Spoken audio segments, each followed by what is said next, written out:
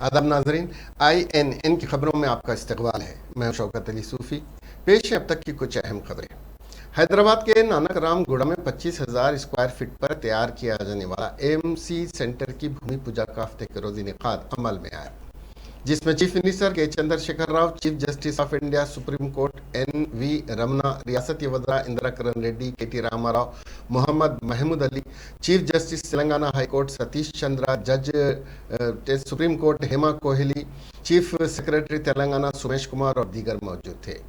बाद अज़ां एक तकरीब को chief justice of India supreme court NV Ramana ने खिताब करते हुए बताया कि उन्हें हैदराबाद में AMC सेंटर का क़याम अमल में आने पर नहायत ही मसरत हो रही है।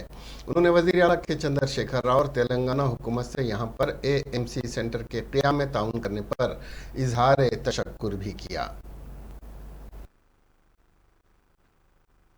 Countries and so many other places of the country are complaining with me. మీరు హైదరాబాద్లో చాలా చేస్తూ ఉన్నారు, కానీ సరి అయిన ప్రాపగాండా చేయట్లేదు అని. నిన్న కూడా 2-3 ఫ్రెండ్స్ సింగపూర్ నుంచి వచ్చి ఇక్కడ వేరియస్ ప్లేసెస్ మన ఫెసిలిటీ చుట్టంతా తిరిగి వారు మీరు అసలు ప్రమోట్ చేయడం లేదండి, హైదరాబాద్ సింగపూర్ కన్నా చాలా బాగుంది అని చెప్పారు. చాలా చాలా వ్యవహారాలలో అంతర్జాతీయ ప్రమాణాలకు దీటుగా, కొన్ని సందర్భాలలో అంతర్జాతీయ ప్రమాణాలను మించి మన హైదరాబాద్ నగరం పురోగమిస్తున్న ఈ సందర్భంలో చాలా ప్రోగ్రెసివ్ థింకింగ్ ఉండేటువంటి జస్టిస్ రమణ గారు వారు హైదరాబాద్లోనే ప్రాక్టీస్ చేసి ఇక్కడనే ఉన్నత శిఖరాలు అధిరోహించి ఈరోజు మనందరం కూడా గర్వంగా తలెత్తుకొని చెప్పుకునే విధంగా భారత న్యాయ వ్యవస్థకే ఉన్నత శిఖరంగా నిలిచి ఉన్నటువంటి సందర్భంలో ఒక మంచి ఫెసిలిటీ నేను ఎక్కడైతే ప్రాక్టీస్ చేశానో, ఎక్కడైతే పెరిగానో అక్కడ తీసుకొని రావాలనేటువంటి సదాశయంతో వారు దీవించారు. ఆ దీవెన ఫలితమే ఈరోజు మనం ఇనాగ్రేట్ చేస్తున్నటువంటి international arbitration and mediation centre. I really thank the Minister for Industries and also our Chief Secretary, the Secretary Industries, Mr. Jayesh Ranjan and his colleagues for bringing up this facility within a short span of time in expected manner. I really thank Justice Hema Kohli, who have shown a lot of interest in bringing up this facility. ఈ స్థాయిలో ఇది తీసుకురావడానికి వారు కూడా కృషి చేశారు. Justice Ravindran గారు కూడా చాలా బాగా అసిస్ట్ చేశారు. TRS रुकन असम्बली घंटा वेंकट रमना ने मीडिया से बात करते हुए बीजेपी कायदीन से कहा कि वो किसानों के मसाइल पर सियासत करने के बजाय बीजेपी अरकान पार्लियामेंट बिलखुसूस मरकजी वजीर सयाहत किशन रेड्डी को चाहिए कि वो मरकजी हुकूमत व वजीर आजम नरेंद्र मोदी पर दबाव डाले कि वो फौरी तौर पर तेलंगाना के किसानों से धान की खरीद करे। अगर रियासती बीजेपी कायदीन व अरकान पार्लियामेंट रियासत के किसानों के मसाइल पर बीजेपी आला कमान से बात नहीं कर सकते हैं तो उन्हें इस बात का कोई हक नहीं कि वो रियासती हुकूमत पर तनकीद करें।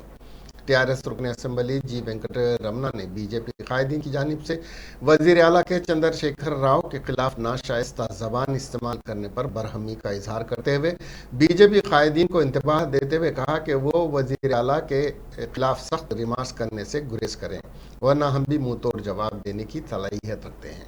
उन्होंने बताया कि रियासती हुकूमत चीफ मिनिस्टर के चंद्रशेखर राव की क़ियादत में किसानों को 24 घंटे बरखी सरबराह करने के इक़दाम कर रही है। इसके अलावा रैतु बंधु रैतु बीमा के जरिए उनके घरों में खुशहाली लाने के इक़दाम कर रही है।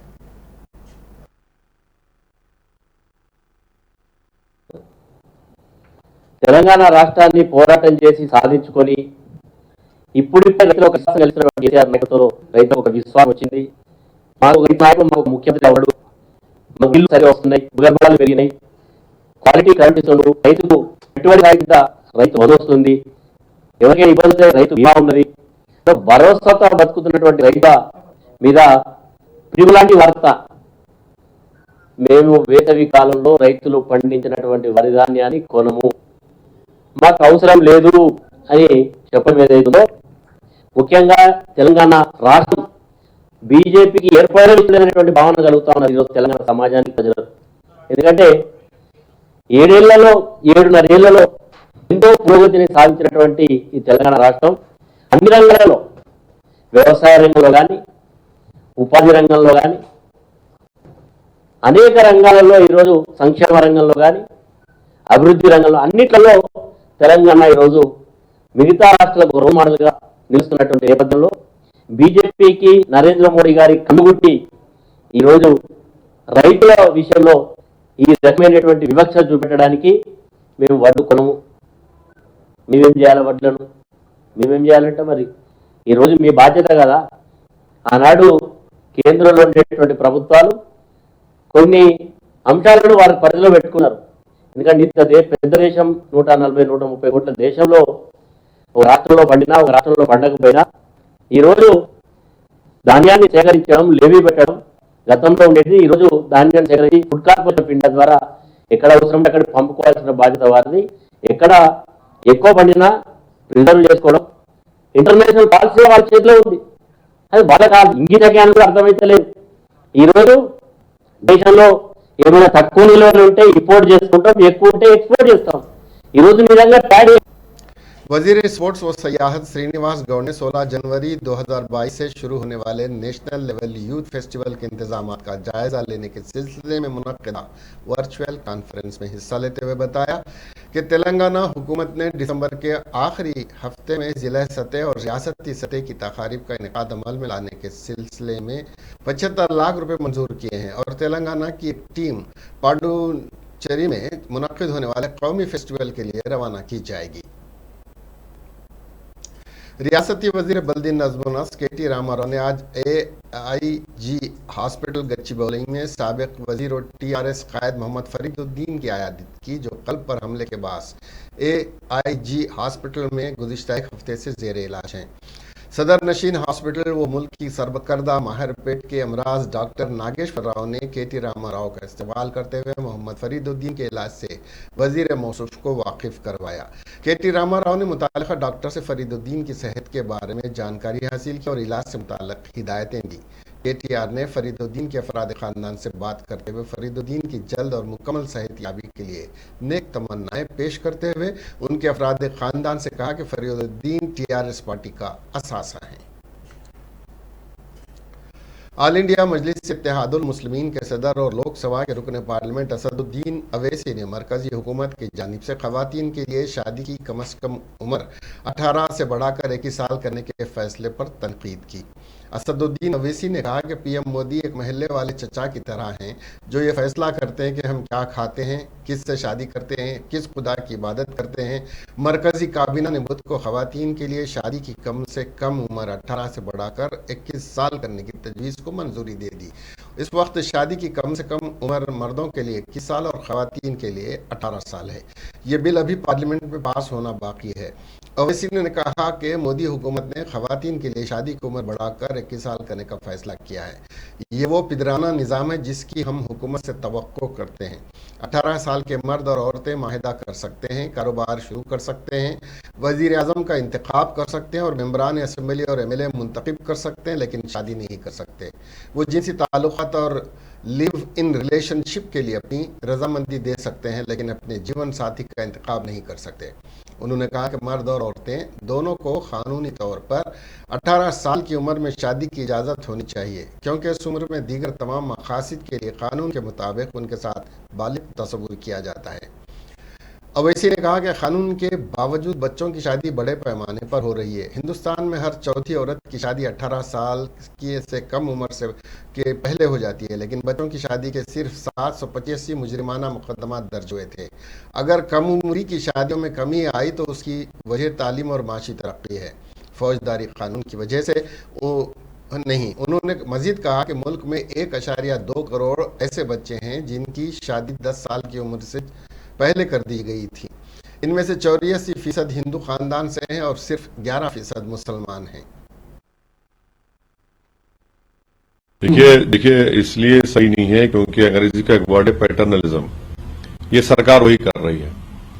आप सरकार हैं, आप महल्ले के चाचा या अंकल नहीं है कि कौन कब शादी करेगा, किससे करेगा, क्या खाएगा, किसकी इबादत करेगा। यह काम आपका नहीं है। आप 18 साल की उम्र में कानून के लिहाज से आप कॉन्ट्रैक्ट साइन कर सकते, आप बिजनेस शुरू कर सकते, आप वोट डाल सकते। आप वोट जब डालते हैं तो आपको ये इख्तियार है कि आप किसको प्रधानमंत्री पसंद करेंगे, किसको सांसद बनाएंगे, किसको विधायक बनाएंगे। जब ये इख्तियार एक 18 साल के भारत के नागरिक को दिया जा रहा है तो वो अपना पार्टनर चूज कैसे नहीं करेगा? कानूनन आप इजाजत भी दे रहे हैं कि भाई आप लिव इन रिलेशनशिप में भी रहिए, अगर आप सेक्सुअल रिलेशनशिप करना चाहते तो उसकी भी इजाजत आपको मिल रही है। आप फिर क्या कर रहे हैं? आप क्यों कर रहे हैं 21 साल? बल्कि मैं तो कहूंगा कि वो जो मर्दों को 21 साल की एज है उसको घटाकर 18 साल कर दीजिए। और सबसे बड़ा सवाल ये पैदा होता है कि मोदी सरकार ने महिलाओं के लिए 18 हो 21 साल के लड़कियों के लिए, उनके अपलिफ्टमेंट के लिए, उनके एजुकेशन अपॉर्चुनिटीज को क्रिएट करने के लिए, उनके ह्यूमन डेवलपमेंट के लिए क्या किया? भाई अगर आप इनका रिकॉर्ड निकाल कर देखेंगे तो महिलाओं का जो वुमेन पार्टिसिपेशन है वर्क फोर्स में, जो 2005 में 26% था, वो 2020 में 16% हो गया। बेटी बचाओ बेटी पढ़ाओ का जो बड़ा इनका प्रोग्राम है, पार्लियामेंट की स्टैंडिंग कमेटी की रिपोर्ट कहती है कि 446 करोड़ जो बजट था उसमें 79 करोड़ तो आपने खाली एडवर्टाइजमेंट के लिए इस्तेमाल किया। और जो वेस्टर्न कंट्रीज हैं, चाहे यूएस हो, यूएस में बात स्टेट ऐसे भी हैं जहां पर 14 साल में शादी की इजाजत दी गई, और आप यूके और कनाडा जाइए 16 साल की उम्र में शादी की इजाजत है। न्यूजीलैंड में 16 और 19 के दरमियान में रहे तो अगर माँ बाप इजाजत देते हैं तो शादी होगी। तो वहां पर सदर रियासती बीजेपी और रुकने पार्लियामेंट बंडी संजय ने पार्टी ऑफिस में प्रेस कॉन्फ्रेंस को मुखातिब करते हुए चीफ मिनिस्टर के चंद्रशेखर राव पर सख्त तनकीद करते हुए कहा कि केसीआर तुगलक की तरह हुक्मरानी करते हुए रियासत में मनमानी फैसले करने की वजह से रियासत का हर तबका मुश्किलात से दो चार है। उन्होंने वज़ीर आला के चंद्रशेखर राव से सवाल किया कि वो 1 लाख नौजवानों को सरकारी महकमे जात में मुलाजिमतें फराहम करने के सिलसिले में एलामिया जारी करने से क्यों गुरेज कर रहे हैं, उसकी वजाहत करें। और वज़ीर आला तेलंगाना के नौजवानों की ज़िंदगियों से जो खिलवाड़ कर रहे हैं ये सिलसिला बंद करते हुए फौरी तौर पर 1 लाख मुलाजिमतों पर तकर्रुरात के सिलसिले में एलामिया जारी करें। उन्होंने वज़ीर आला से इस बात का भी मुतालबा किया कि वह जियो 317 से दस्तबरदारी इख्तियार करते हुए सरकारी मुलाजिमीन को राहत फराहम करें। పోయి నువ్వు చెన్నై పోతివి, దేవుని దగ్గరకు పోయి నీ దేవుడిని సక్కరించుకోరాక నువ్వు అక్కడ ముఖ్యమంత్రి కలిసి ముఖ్యమంత్రి అపాయింట్మెంట్ ఇచ్చారు 24 ఇందులో ముఖ్యమంత్రి ఆయన ముఖ్యమంత్రి 24 గంటలు అపాయింట్మెంట్ ఇచ్చినాక వాడు పడిగాపు కాసిండు పోయిండు ఏను మొక్కితే ఏను కూడా పుట్టించా తక్కువ అనుకుంటే నీవు నీ ఊసరు వెళ్ళి బుద్ధులు, నీ దొంగ బుద్ధులు, నీ లంగ బుద్ధులు అని కూడా ఏను కూడా గుర్తించింది అప్పుడు తెలంగాణ సమాజం చెప్ప ఈయన కూడా గుర్తించి గజరాజు కూడా గుర్తించిన చెప్పి అయినా బుద్ధి వచ్చింది అనుకున్న పాపం మళ్ళా ఈయనకి వచ్చి మళ్ళీ గదే వేషాలు ఊసరు వెళ్ళి వేషాలు ఊసరు వెళ్ళి సిగ్గుపడుతుంది ఊసరు వెళ్ళేమో తనదాన్ని రక్షించుకోవడానికి కాపాడుకోవడానికి రంగులు మార్చాడు ఈయన రాజకీయాలతో పొందడానికి ఊసరు లెక్క మరి రంగులు మార్చాడు ఈయన వేషాలు మార్చాడు మాటలు మార్చాడు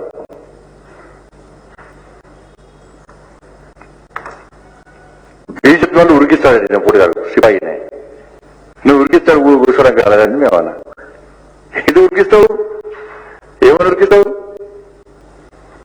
తెలియదా ప్రజలకి వాళ్ళ ఏం జరుగుతుంది తెలంగాణ రాష్ట్రంలోని తెలంగాణ రాష్ట్రంలో పరిస్థితులు ఏంటి వాళ్ళ నీ తుగ్లక్ నిర్ణయాల వల్ల నీ తుగ్లక్ పాలన వల్ల నీ అనాలోచిత నిర్ణయాల వల్ల ఒక పద్ధతి ఒక ప్రణాళిక లేనటువంటి ముందు ఆలోచన లేనటువంటి నిర్ణయాల వల్ల ఇవాళ తెలంగాణ రాష్ట్రంలో లక్షల మంది ఉద్యోగులు ఉపాధ్యాయుల యొక్క పరిస్థితి ఏంది చెప్పాలి రాష్ట్ర ముఖ్యమంత్రి గారు. నోటిఫికేషన్ రాకుండా నీ నిర్ణయం వల్ల నోటిఫికేషన్ రాకుండా తెలంగాణలో పరిస్థితులు నిలబడ్డాయి. లక్షలాది మంది वर्किंग प्रेसिडेंट तेलंगाना प्रदेश कांग्रेस कमेटी और रुकन असम्बली टी जग्गा रेड्डी ने वजीर आला के चंद्रशेखर राव के ऐलान का मजाक उड़ाते हुए कहा कि टीआरएस हुकूमत वाकई वजीर आजम नरेंद्र मोदी और भारतीय जनता पार्टी के खिलाफ एहतजाज करना चाहती है तो सबसे पहले सड़कों पर धान लिए बैठे हुए किसानों से उनकी पैदावार खरीदते हुए मरकज के खिलाफ एहतजाज करे। जग्गा रेड्डी आज चिवड़ला में कांग्रेस के रैली के दौरान मीडिया से बात करते हुए कहा कि केसीआर ने किसानों से हमदर्दी के नाम पर मरकजी हुकूमत और बीजेपी के पुतले 20 दिसंबर को जलाने पार्टी कैडर को हिदायत देते हुए किसानों की हमदर्दी हासिल करना चाहते हैं। जग्गा रेड्डी ने कहा कि मरकज की बीजेपी हुकूमत हकीकत में अवाम दुश्मन है, जिसका सबूत किसानों के साथ मनफी रवैया, पेट्रोल डीजल और घरेलू गैस की कीमतों में इजाफे के जरिए आम अवाम के जेबों को पर डाका डालना है। जग्गा रेड्डी ने कहा कि सोनिया गांधी और राहुल गांधी की क़यादत में कांग्रेस पार्टी अवाम के मुफाद में मुसलसिल जद्दोजहद करती रहेगी।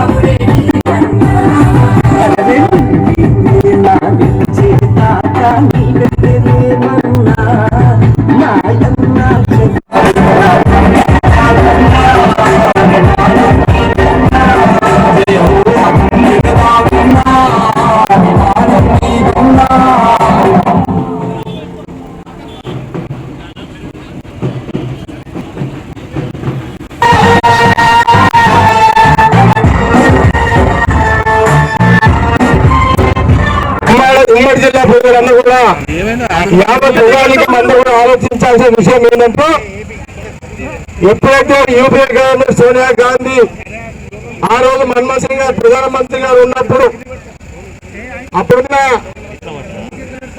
కాంగ్రెస్ హయాంలో ఎప్పుడు కూడా ఇలాంటి ధరలు గ్యాస్ కానీ పెట్రోల్ కానీ డీజిల్ అయినా ఇట్లా ఎప్పుడు కూడా రూపాయలలో ఎప్పుడు కూడా పెంచలే। యూపీఏ ప్రభుత్వము ఈ దేశంలో బీజేపీ ప్రభుత్వం వచ్చిన తర్వాత దేశంలో బీజేపీ ప్రభుత్వం కానివ్వండి, రాష్ట్రంలో టీఆర్ఎస్ ప్రభుత్వం కానివ్వండి, కేంద్రంలో గ్యాస్ ధరలు గతంలో యూపీఏ ప్రభుత్వంలో 60 రూపాయలు ఉంటే ఈ రోజు 105 రూపాయలు 110 రూపాయలు పెట్రోల్, డీజిల్ కూడా 60 రూపాయలు పెరిగింది 3 ఏళ్లలో। గ్యాస్ ధరలు గ్యాస్ కూడా ఈరోజు దాదాపుగా 700-1000 రూపాయలు పెరిగింది। బీజేపీ ప్రభుత్వం వచ్చినాక పెట్రోల్, వంట గ్యాస్, డీజిల్ ధర పెరగడం వల్ల सदर तेलंगाना जन समिति प्रोफेसर कोदंड राम ने मीडिया से बात करते हुए रियासती हुकूमत और वजीर आला के चंद्रशेखर राव, वजीर तालीम सविता रेड्डी से मुतालबा किया है कि वो इंटरमीडिएट साल अव्वल के तमाम नाकाम तलबा को प्रमोट और कामयाब करने के इक़दाम करें, क्योंकि जिन तलबा ने इन इम्तहानात में नाकाम हुए हैं वो तलबा मायूसी की हालत में खुदकशी कर रहे हैं। अब तक इत्तलात के मुताबिक 4 तलबा ने खुदकशी की है। उन्होंने कहा कि कोरोना वबा की वजह से इम्तहानात का इनेकाद वक्त पर मुकर्रर मार्च-अप्रैल में ना होने और ताख़ीर से इम्तहान मुनक़िद होने की वजह से तलबा इम्तहानात की तैयारी न करने की वजह से 50% से ज़ायद नाकाम हुए हैं। उन्होंने बताया कि अगर हुकूमत साल अव्वल के तलबा को कामयाब करने के इक़दाम नहीं करेगी तो उन्हें साल दुवम के इम्तहानात के साथ साल अव्वल के इम्तहानात भी देने होंगे, जिसकी वजह से तलबा को ज़ायद बोझ पड़ेगा। అదృష్టం బాగుండి వాళ్ళు బతికారు। ఇది ఈ ఎదిగిన పిల్లలు ఇంటర్మీడియట్ దశకు చేరినాక చనిపోతున్నారంటే సమాజం మేల్కొనాలి, ఇట్లాంటివి పునరావృతం కాకుండా జాగ్రత్త పడాలి। చాలా దురదృష్టకరమైన విషయం ఏమిటంటే స్పందన లేదు। ప్రత్యేకించి 2 అంశాలపై దృష్టి పెట్టాలి। మార్కులు మన దగ్గర చాలా ప్రధానమైపోయాయి। మార్కులను బట్టి మనిషికి ఒక గుర్తింపు, మార్కులను బట్టి మనిషి అస్తిత్వాన్ని నిర్ణయి। इसके साथ ही ये खबरें यहीं ख़त्म हुई। अब हमें दीजिए इजाज़त और देखते रहिए INN चैनल। खुदा हाफिज़।